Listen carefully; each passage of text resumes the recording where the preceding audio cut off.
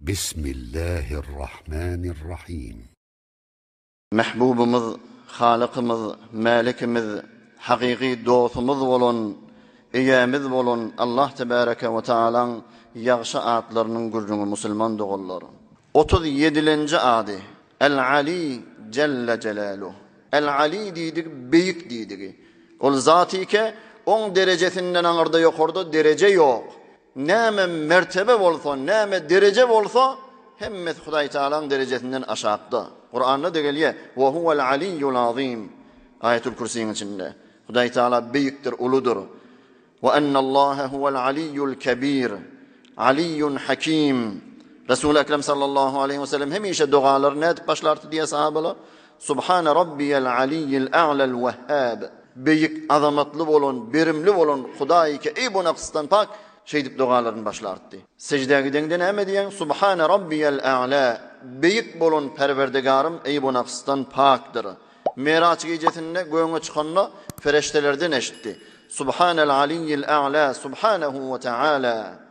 Ali yani büyük diýdik. İki manasy var. Bir büyüklik ba mekan taýdan. Şu mahal göň, yıldız, ay, gün bizim defamizde diýer. Mekanı bizden ýokarda diýdigimiz.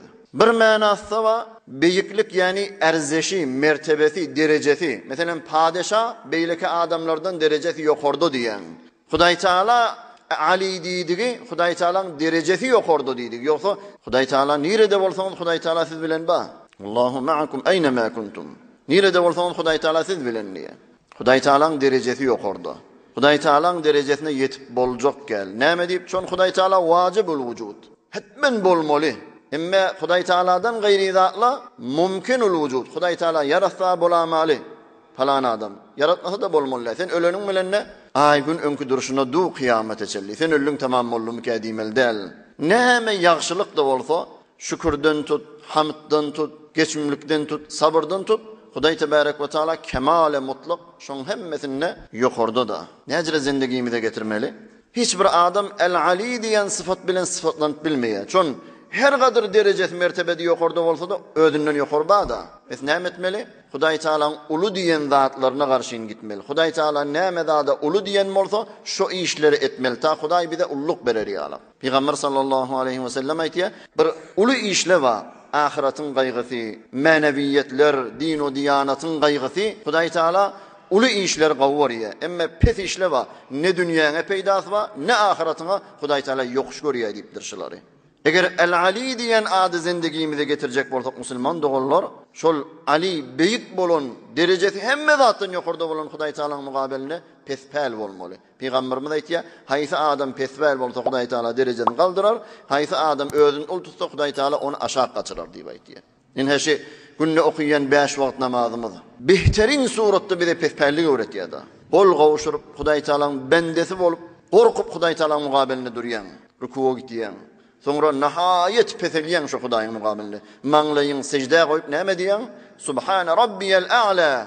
Ey bar Hudaýa, hemme zat senirsiň, beýik senirsiň, ýokarky derecede senirsiň. Emme meni biçare hiç zat, men gumdur näme bar Hudaýa. Yere ýaşyp batan bir hiç zatdyr näme bar Hudaýa? Şey diýdi. Peygamberimiz aýtdy, benden Hudaýa aňyr baş ýakynlaýan wagty, secdeye giden wagty diýdi. Nihayet peselip de özüni geçeden wagtyň bolýar. Hasiýatynyň ulemalar aýtdy, haýsy adam günni 110 gezek ya Ali diýse, Hudaý Taala ölýänçe dogry etiqadda şondurdur diýipdir. Etiqady hiç mahal hurafi ol inhirafi etiqadlara gitmer. Haýsy adamda ya Ali diýen adyny okuýsaken ýa-da ýazyp ýanyna alsa, Hudaý Taala zindegisinde saadet berer, baş ýokary eder. Hudaý Tebarek ve Taala ýagşy atlarynyň hormatyna hemmelerimizin günäsini geçsin. Hemmemizi bu dünýäde awray, ahirinde iman, ahiretde beheşte jawidan nesip etsin. برای مشاهده ویدیوهای بیشتر به کانال یوتیوب سخنرانی‌های علمای ترکمن سر بزنید، مشترک بشید و منتشر کنید، اجر ببرید.